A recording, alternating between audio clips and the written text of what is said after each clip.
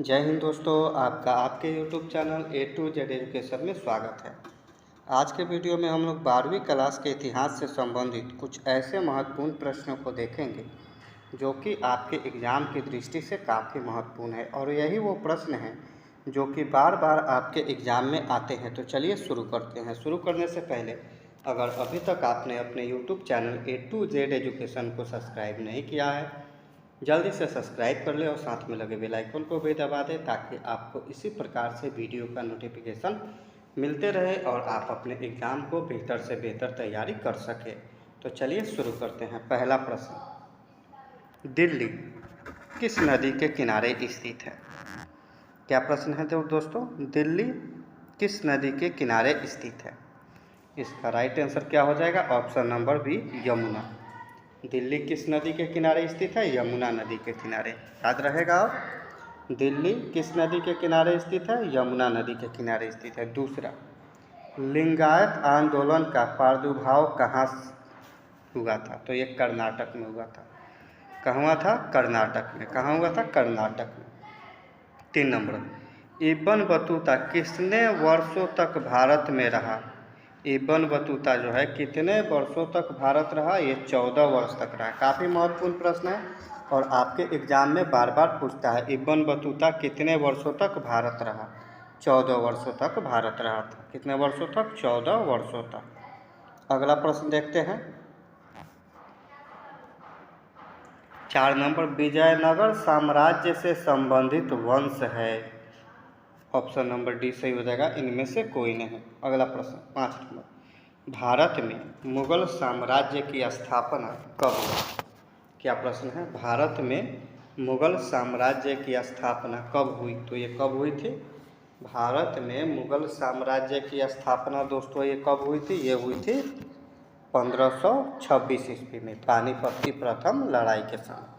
भारत में मुगल साम्राज्य की स्थापना कब हुई? 1526 में।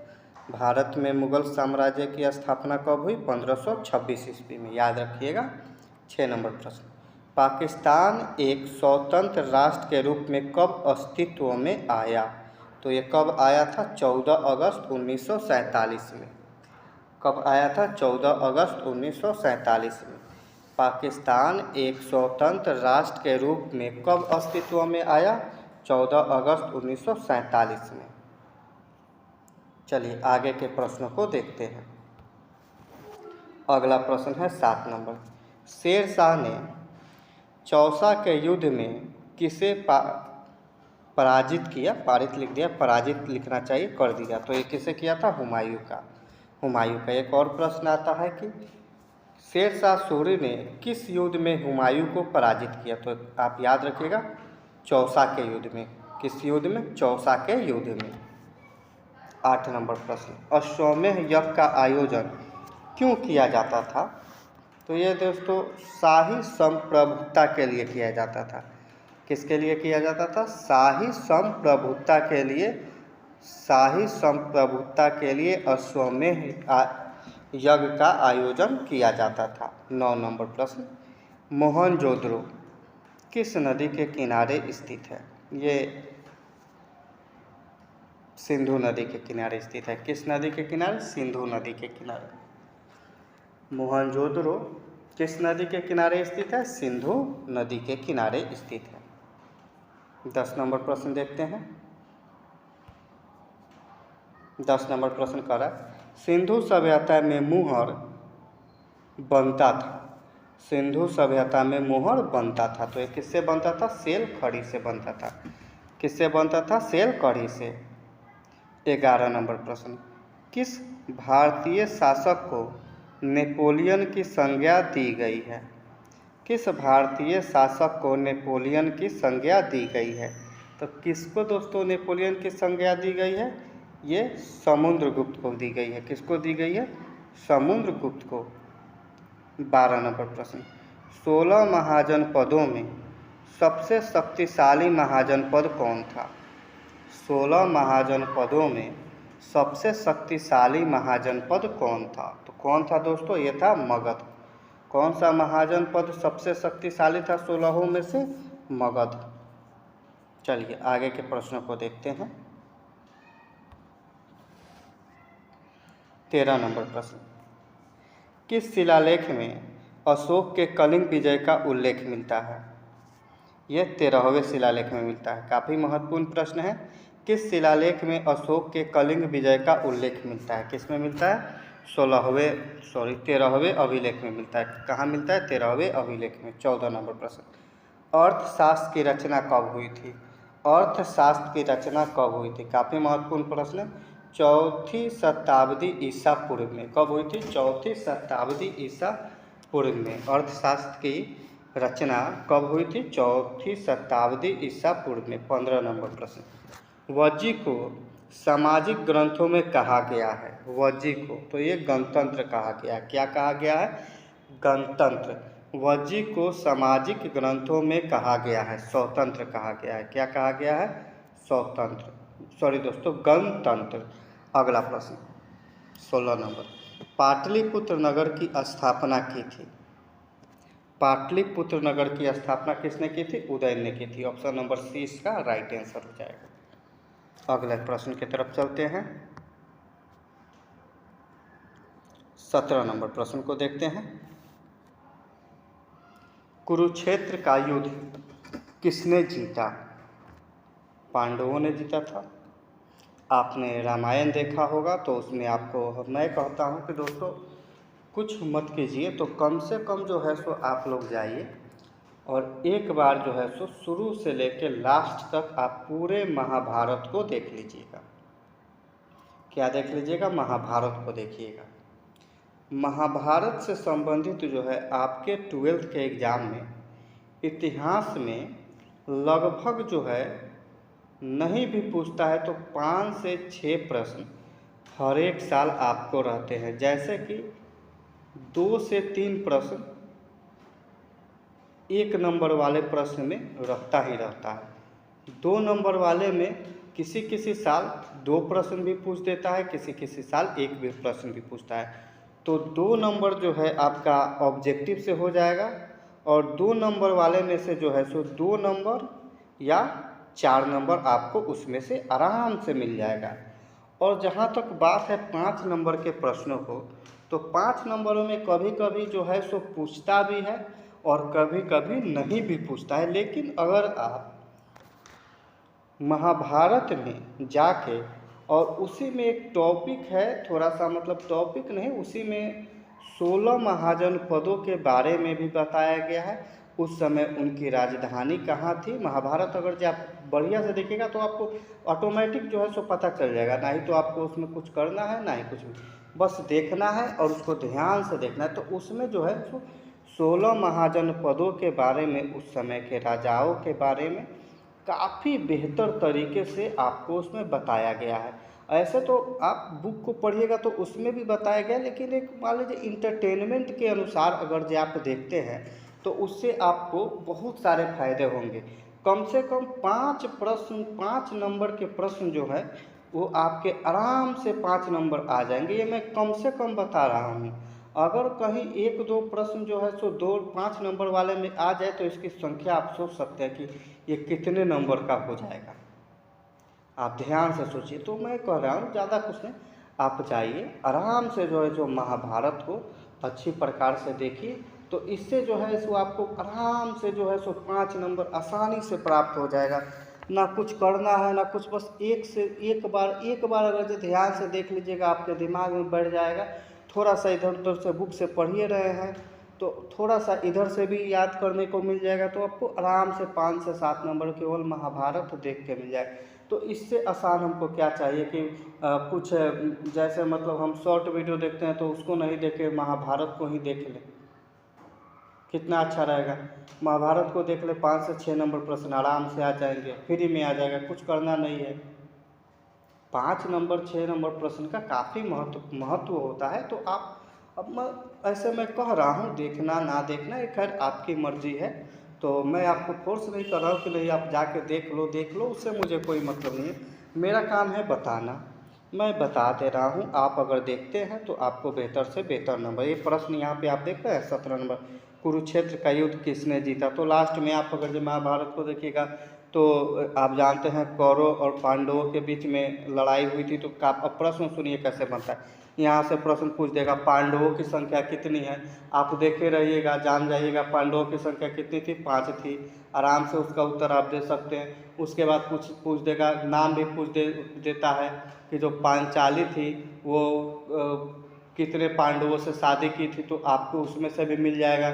पूछ देगा कि पांडवों का नाम पूछ देगा कि निम्नलिखित में से इसमें से पांडव कौन थे, तो 5 पांडवों का नाम याद रहेगा, आप उसमें उसको दे दीजिएगा। उसके बाद प्रश्न पूछता है भीष्म के बारे में, पूछता है कि गंगा पुत्र के नाम से किसे जाना जाता है, तो भीष्म के जाना जाता है, आप वहाँ से देखिएगा, आपको वो भी मिल जाएगा। कौरवों के बारे में पूछ देता है कि कौरवों की संख्या कितनी थी, ये भी प्रश्न पूछ देता है। कौरव किसके पुत्र थे, ये भी पूछ देता है। पांडव किसके पुत्र थे, ये भी पूछ देता है। तो आप अगर जो उसको देखिएगा तो आपको आराम से बिना किसी टेंशन के अच्छा से अच्छा नंबर प्राप्त हो जाएगा। तो किस लिए टेंशन लेना। एक प्रश्न ये भी देखिए, अम्बा अम्बालिका किसकी पत्नियाँ थी। काफ़ी आसान प्रश्न है ये, विचित्र वीर्य की पत्नियाँ थी। काफ़ी आसान प्रश्न है। इसको आप अगर जो वहाँ पे डिटेल में देखिएगा, तो अगर आप उसको अच्छा से देखिएगा, बेहतर से बेहतर तरीक़ा से आप नंबर प्राप्त कर सकते हैं। कितनी अच्छा, एक ये भी प्रश्न देख लीजिए, केवल महाभारत का 1 2 3 4 और भी आगे मिलेंगे, 4 प्रश्न तो हमको यहीं पे मिल गए महाभारत को। इसी प्रकार से सेम टू सेम आपके एग्जाम में भी महाभारत से संबंधित बहुत सारे प्रश्न यहाँ पे देखिए। अभी बता दें द्रौपदी किसकी पत्नियाँ थी, अभी मैंने बोला यहाँ पे प्रश्न है अर्जुन, सहदेव, नकुल, इनमें से सभी किसकी पत्नियाँ थी, इनमें से सभी, क्योंकि आप जानते हैं द्रौपदी का नाम क्या है, पंचाली। द्रौपदी का नाम ही पंचाली है। और पंचाली किससे शादी की थी, 5 पांडवों से शादी की थी। तो पांडवों का नाम क्या था, तो आपको अगर जे आप देखिएगा तो आपको बेहतर तरीक़ा से याद हो जाएगा, कोई झंझट नहीं है। आराम से देखिए, आराम से नंबर प्राप्त कीजिए। चलिए आगे के प्रश्नों को देखते हैं। यहाँ पे देखिए फिर वही है, महाभारत के किस पर्व में वर्ण व्यवस्था का उल्लेख मिलता है। देख रहे हैं कितना आसान प्रश्न है। तो ये शांति पर्व में मिलता है। और जब आप महाभारत देखिएगा, एक प्रश्न ये भी आता है कि जो भीम थे वो हिडिंबा से कौन सा विवाह किए थे, तो गंधर्व विवाह किए थे, राक्षस विवाह किए थे, ये भी प्रश्न आता है। तो आप समझ सकते हैं कितना महत्व है। अगला प्रश्न 21 नंबर, सांची का स्तूप किस धर्म से संबंधित है, तो ये बौद्ध धर्म से संबंधित है। किस धर्म से, बौद्ध धर्म से। 22 नंबर प्रश्न, श्वेतांबर और दिगंबर का संबंध किस धर्म से है। श्वेतांबर और दिगंबर का संबंध किस धर्म से है, तो दोस्तों ये जैन धर्म से है। किस धर्म से, जैन धर्म से। 23 नंबर प्रश्न, प्रारंभिक बौद्ध धार्मिक ग्रंथ किस भाषा में लिखे गए, तो ये पाली भाषा में लिखे गए थे। किस भाषा में लिखे गए, पाली भाषा में। चलिए आगे हम लोग देखते हैं। बौद्ध साहित्य मुख्य रूप में लिखा गया था, तो जिस बौद्ध साहित्य जो है सो पाली भाषा में लिखा। मैं आपको सीधा से, भगवान बुद्ध जो थे वो जो थे अधिकतर उनका जो ग्रंथ है वो पाली भाषा में ही लिखा गया है। किस में लिखा गया, पाली भाषा में। 25 नंबर प्रश्न, कुंडली वन कश्मीर में चतुर्थ बौद्ध संगीति किस शासक के काल में हुई थी, तो किसके शासक काल में हुई थी, कनिष्क के काल में। 26 नंबर प्रश्न, हीनयान पुस्तक किस भाषा में है। हीनयान जो पुस्तक है ये किस भाषा में है, पाली भाषा में। किस भाषा में, पाली भाषा में। चलिए आगे देखते हैं। 27 नंबर प्रश्न, कितना नंबर, 27 नंबर, महावीर स्वामी की पुत्री अनुज्या प्रियदर्शी का विवाह किससे हुआ था, तो ये जमाली से हुआ था। किससे हुआ था, जमाली से। 28 नंबर प्रश्न, अलबिरूनी किसके साथ भारत आया था, ये महमूद गजनवी के साथ भारत आया था। किसके साथ आया था, महमूद गजनवी के साथ। काफ़ी महत्वपूर्ण प्रश्न है, बार बार पूछता है। अलबिरूनी किसके साथ भारत आया था, महमूद गजनवी के साथ। 29 नंबर प्रश्न, वास्को डी गामा भारत कब पहुंचा, तो ये आसान प्रश्न है। 15 मई 1498 में। कब आया था, 17 मई 1498 में। याद कर लीजिएगा, काफ़ी महत्वपूर्ण है। आगे देखते हैं हम लोग 30 नंबर। कितना नंबर? 30 नंबर। अनेक विद्वान विदेशी यात्रियों ने भारत की जिन दो चीज़ों को असामान्य माना है वे है, तो वे है नारियल तथा पान। 31 नंबर। पुष्टिमार्ग का जहाज किसे कहा जाता है? तो ये किसे कहा जाता है? ये कहा जाता है वल्लभाचारी को। 32 नंबर प्रश्न। राजकुमार दारा का संबंध किस सिलसिले से था? तो ये सुहारवादी से था। किससे था? सुहारवादी से। आगे देखते हैं हम लोग 33 नंबर प्रश्न। बंगाल के प्रसिद्ध संत कौन थे? ये थे चैतन्य महाप्रभु। कौन थे? चैतन्य महाप्रभु। 34 नंबर प्रश्न। भारत में मुगल वंश का संस्थापक कौन था? कौन था दोस्तों? अकबर था। कौन था मुगल वंश का संस्थापक? अकबर। 35 नंबर प्रश्न। विजयनगर का महानतम शासक कौन था? विजयनगर का महानतम शासक कौन था? ये था कृष्णदेवराय। कौन था दोस्तों? कृष्णदेवराय। 36 नंबर प्रश्न। चोलों की सबसे छोटी प्रशासनिक इकाई थी, तो ये कौन थी? ऊर थी। क्या थी? ऊर। इसका राइट आंसर हो जाएगा। आगे देखते हैं 37 नंबर प्रश्न। होयसलों के राज्य का विकास हुआ, तो ये कहाँ से हुआ था? कर्नाटक में हुआ था। कहाँ हुआ था? कर्नाटक में। 38 नंबर प्रश्न। प्रसिद्ध विरूपाक्ष मंदिर कहाँ स्थित है? कहाँ स्थित है? हम्पी में स्थित है। कहाँ स्थित है? हम्पी में। अगला प्रश्न। रूस में भारत विद्या का जनक किसे कहा जाता है? तो ये जीएस लिबिदेव को कहा जाता है। किसको कहा जाता है? जीएस लिबिदेव को। किसको कहा जाता है? जीएस लिबिदेव को। अगला प्रश्न 40 नंबर। अपनी यात्रा वृत्तांत मर्सादेव नाम से किस विदेशी यात्री ने लिखा? तो ये अब्दुल रज्जाक ने लिखा था। अगला प्रश्न 41 नंबर। तेनालीराम का संबंध किस राजवंश से है? तेनालीराम का संबंध जो है विजयनगर साम्राज्य से। किससे संबंधित है? विजयनगर साम्राज्य से तेनालीरामा का संबंध है। तेनालीरामा का संबंध किससे है? विजयनगर साम्राज्य से तेनालीरामा का संबंध है। आगे देखते हैं हम लोग 42 नंबर। आइन ए अकबरी कितने भागों में विभक्त है? तो ये 5 भागों में विभक्त है। कितने भागों में विभक्त है? 5 भागों में विभक्त है आइन ए अकबरी। आगे देखते हैं हम लोग 43 नंबर प्रश्न। मुगल काल में भारत में सबसे ज़्यादा उगाई जाने वाली फसल थी, तो ये थी चावल, गेहूं, ज्वार, बाजरा आदि। 44 नंबर प्रश्न। खरीफ फसल किस ऋतु में होती है? तो ये दोस्तों खरीफ की फसल है, इनमें से कोई नहीं। ऑप्शन नंबर डी सही हो जाएगा। चलिए आगे देखते हैं 45 नंबर प्रश्न देखते हैं। कितना नंबर? 45 नंबर। पेशकश का अर्थ था, तो यह था मुगल राज्य के द्वारा ली जाने वाली एक प्रकार की भेंट। क्या थी? मुगल काल में जो है मुगल साम्राज्य में, यानी कि मुगल के राज्य के द्वारा ली जाने वाली एक प्रकार की भेंट थी। क्या थी? एक प्रकार की भेंट। चलिए आगे के प्रश्नों को देखते हैं। 46 नंबर प्रश्न। शिकार के समय रास्ते में पड़ने वाले गांव में भू राजस्व संबंधित जानकारी किस सम्राट ने सर्वप्रथम प्राप्त की? तो ये किसने की? अकबर ने की। अगला प्रश्न 47 नंबर। भारत में तंबाकू का पौधा लगाया, तो ये किसने लगाया था? पुर्तगालियों ने लगाया। किसने लगाया? पुर्तगालियों ने। अगला प्रश्न। शेर शाह ने किस मुगल सम्राट को हराया था? तो ये हुमायूं को हराया था। किसको हराया था? हुमायूं का। शेर शाह ने किसको हराया था? हुमायूं को हराया था। और यहीं से एक प्रश्न है, शेर शाह का मकबरा कहाँ है? इसका उत्तर जो है सो आप लोग कमेंट बॉक्स में दीजिएगा। अगला प्रश्न देखते हैं 49 नंबर।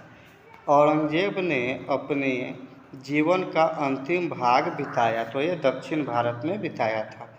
कहाँ बिताया था? दक्षिण भारत में बिताया था। औरंगजेब ने अपने जीवन का अंतिम भाग बिताया, तो कहाँ बिताया था? दक्षिण भारत में। एक प्रश्न यहाँ से आप लोगों के लिए रहेगा कि औरंगजेब का जो राज्य है वो कब से, यानी कि औरंगजेब का शासनकाल कब से कब तक था? ये प्रश्न आप लोगों के लिए है, कमेंट बॉक्स में टाइप कीजिएगा। 50 नंबर प्रश्न, पानीपत का प्रथम युद्ध किस वर्ष हुआ? तो ये 1526 में हुआ। कि कब हुआ था? 1526 में। यहाँ से भी एक प्रश्न आप लोगों के लिए कि पानीपत का युद्ध किसके किसके बीच में हुआ था? किन दो आदमियों के बीच हुआ था पानीपत का प्रथम युद्ध? ये आप लोग कमेंट बॉक्स में बताइएगा। और आपको ज़्यादा याद हो तो पानीपत का में 3 युद्ध हुए हैं, तो तीनों युद्ध एक लाइन से लिख दीजिएगा। और किन किन लोगों के बीच में भी हुआ था ये भी लिख दीजिएगा। लिखने से आपको लिखने का प्रैक्टिस हो जाएगा और याद भी हो जाएगा, तो उसके लिए कोई टेंशन नहीं है। आप लोग गूगल कर लीजिए या फिर जैसे मन करे वैसे, लेकिन कमेंट बॉक्स में लिखिएगा ज़रूर। चलिए आगे देखते हैं। किस प्रशासकीय सुधार के लिए शेरशाह सूरी खास तौर पर जाना जाता है? तो ये भूमि सुधार व्यवस्था के लिए शेरशाह सूरी जाने जाते हैं। किसके लिए जाने जाते हैं? भूमि सुधार व्यवस्था के लिए। आगे देखते हैं हम लोग 52 नंबर प्रश्न, बहादुर शाह जफर को उखाड़ फेंका था। तो किसने उखाड़ फेंका था बहादुर शाह जफर को? अंग्रेजों ने। किसने उखाड़ फेंका था? अंग्रेजों ने। एक प्रश्न आप लोगों के लिए यहाँ से भी, आप लोग कहिएगा कि कितने प्रश्न दे रहे हैं। तो क्या करें, आप लोग जितना प्रश्न का प्रैक्टिस कीजिएगा आपके एग्जाम में उतना ही फायदा होगा। तो एक प्रश्न यहाँ से, प्रश्न पहले सुनिए, बहादुर शाह जफर को किसने उखाड़ फेंका? तो आंसर हो जाएगा अंग्रेजों ने। ठीक है, अब आप एक प्रश्न का उत्तर दीजिए कि मुगल शासक का अंतिम बादशाह कौन था? ठीक है, एक प्रश्न यहाँ से ये हो जाए। उसके बाद बहादुर शाह जफर को गिरफ्तार करके किस जेल में रखा गया था? यह भी प्रश्न आप लोगों के लिए है। चलिए आगे देखते हैं। अगला प्रश्न, खुर्रम किस मुगल सम्राट का नाम था? खुर्रम किस मुगल सम्राट का नाम था? तो ये शाहजहां का नाम था। अगला प्रश्न, हुमायूं नामा का अंग्रेजी अनुवाद किसने किया? तो ये किसने किया था? हेनरी बेबरिज ने किया था। 55वां प्रश्न, लाडली बेगम किसकी पुत्री थी? ये नूरजहां की पुत्री थी। किसकी पुत्री थी? नूरजहां की। चलिए आगे के प्रश्न को देखते हैं। 56 नंबर, दिल्ली में चांदनी चौक का निर्माण किसने करवाया? ये किसने करवाया था? जहां आरा ने करवाया था। अगला प्रश्न, तुजुक ए बाबरी किसने लिखी? तुजुक ए बाबरी किसने लिखी? तो ये बाबर ने लिखा था। और इसमें किसकी जानकारी मिलती है? यहाँ पे बाबर के शासन के बारे में और बाबर के बारे में, इसके तुजुक ए बाबरी में बाबर के बारे में जानकारी मिलती है। अगला प्रश्न, भारत में अस्थाई बंदोबस्त कहाँ लागू किया गया था?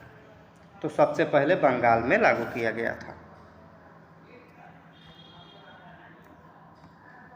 अगला प्रश्न 59 नंबर, संथाल विद्रोह कब हुआ? 1855 में हुआ था। संथाल विद्रोह कब हुआ था?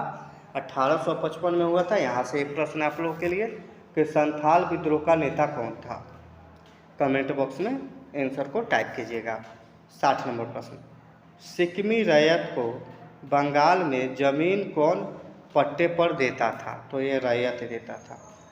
61 नंबर प्रश्न, फ्रांसिस बुकानन कौन था? फ्रांसिस बुकानन कौन था? तो एक सर्वेक्षक था। कौन था? सर्वेक्षक। चलिए आगे देखते हैं। 62 नंबर प्रश्न, भारत में अस्थायी रूप से 10 वर्षीय जनगणना का आरंभ 1881 में किस गवर्नर जनरल ने किया था? तो ये रिपर ने किया था, लॉर्ड रिपर ने किया था। 63 नंबर प्रश्न, भारत में आने वाला प्रथम पुर्तगाली? तो आपको याद होगा वास्को डी गामा। एक प्रश्न यहाँ से आप लोगों के लिए, वास्को डी गामा भारत कब पहुँचा? भारत के किस राज्य में पहुँचा? उस समय उस राज्य का राजा कौन था? ये चीज़ आप लोग कमेंट बॉक्स में टाइप कीजिएगा। चलिए आगे देखते हैं हम लोग।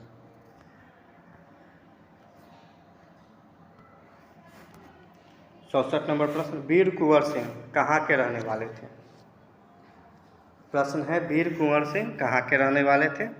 ये जगदीशपुर के रहने वाले थे। अगला प्रश्न 65 नंबर, सहायक संधि की नीति कार्बनिक थी, तो ये